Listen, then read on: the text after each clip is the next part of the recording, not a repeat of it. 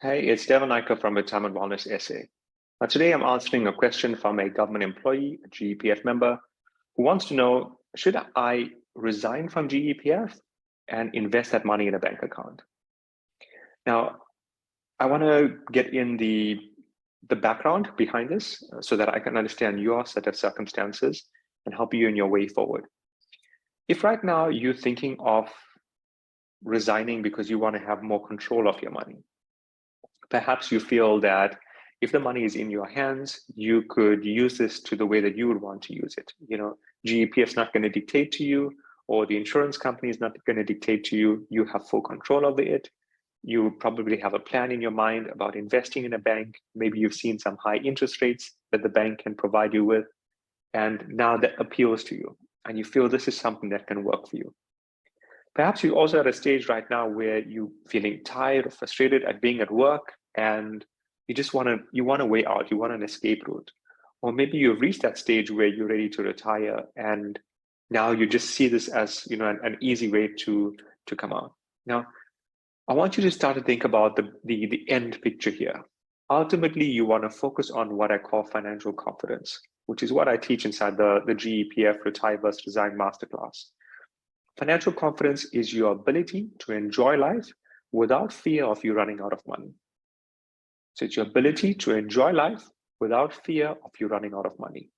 Now let's go and analyze the details if you had to take this route. So if you had to resign from GEPF and transfer those funds into a bank account. What I want to start showing you is the tax guide, and this is the 2022 tax guide. And we're doing this because that's one of the key, the red flags when we're making this move from GEPF, because now this money is getting paid to your bank account. Please make sure that you're using the latest tax guide when you're doing this. I'm doing the 2022 one. And we're looking down at this section here, which is how money would be taxed when you resign. Now, this is a table that would be applicable if you are at age 55 or older. If you are younger than 55, there's another table. I'll quickly show you that. This is a retirement fund lump sum withdrawal table when you are younger than 55. But in this case, I'm making an assumption that you've come up to retirement age and now you just want to withdraw those funds. What I want you to see here is the tax is calculated on a sliding scale, meaning the greater your lump sum, the greater the tax. So on the first 500,000, you can see it's zero, and I'm sure you probably know that. As you move up the scale from 500,000 to 17,000, I want you to watch what SARS is going to do. They're going to start increasing this, 18%, then 27%, and then 36%. So in essence, what this means, on your first $1,050,000, you're going to pay 136,500. Let's go and analyze that carefully on the iPad so that I can illustrate this point better. Now, I don't know exactly what your capital sits at, but I'm going to just use a basic example. And our starting point here, remember, we are focusing on tax. So what I'm saying is on the first $1,050,000, your tax here is 130,500. Then on your next million, I'll say second million, the tax, if you remember that scale, was at 36%. So tax is now 360,000. If you have 3 million, so on your third million, you're paying another 360,000. So I want you to see this. For each million that you are paying 360,000 tax on, it's the difference that's actually coming into you. So let's go and work this out, right? If you are withdrawing R1 million in this example, let's say my fourth million, the tax that you're going to pay here is 360. The amount that's coming after tax is going to be 640,000. I want you to think carefully about that, because in order for your wealth to grow, in order for this capital to sustain itself, in order to make sure that you never run out of money, And in order to make sure that this route was a good and viable route, the first step is to recover the tax that got paid. If you think about any investment, you in essence are investing, you have R1 million.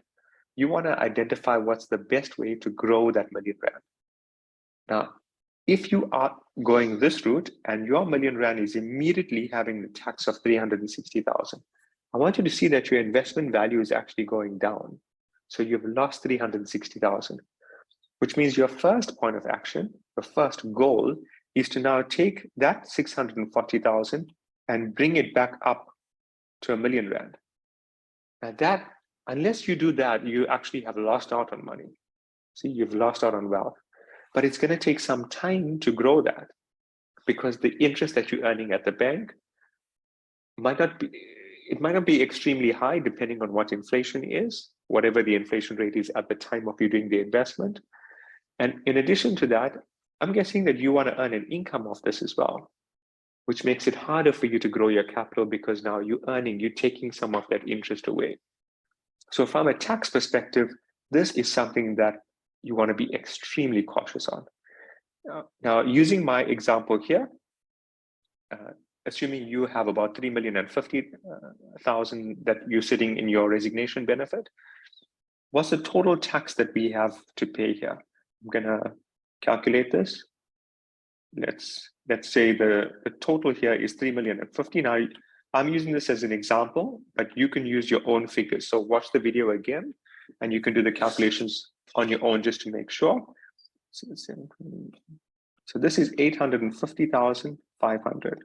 So watch that carefully. You are withdrawing, you have a resignation value of 3,050,000. 850,500 is what is going to be taxable. What's left for you after tax is about 2.1 million. You've got about 2.1 million that's left for you after tax. And that's now what has to start paying you your monthly income. So if you're making this move, one of your factors is tax. A key factor is tax. The tax can be quite severe. One thing I want to share with you is you might have a pre-98 tax benefit, in which case it can reduce your tax a bit.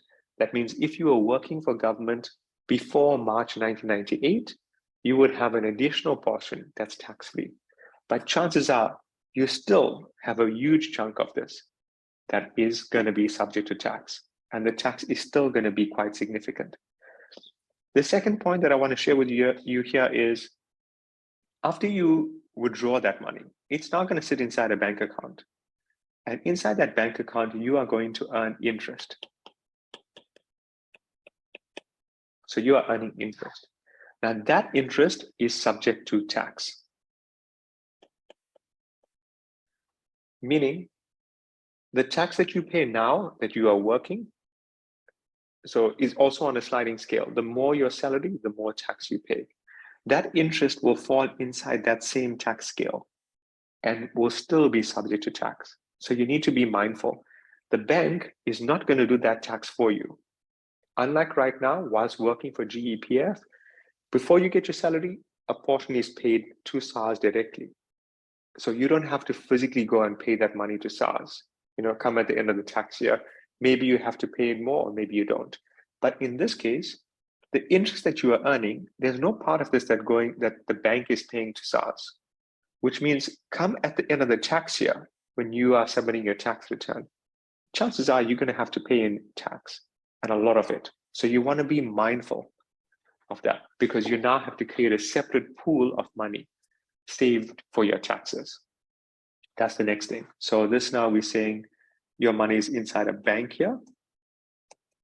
And one more aspect I want to point out to you is, do you want to leave a legacy behind? So do you want to have money that stays behind for your kids, for your partner, for your loved ones?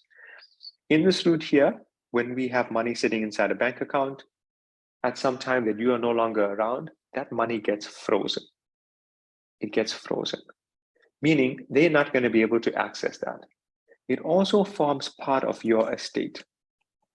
It becomes part of your estate.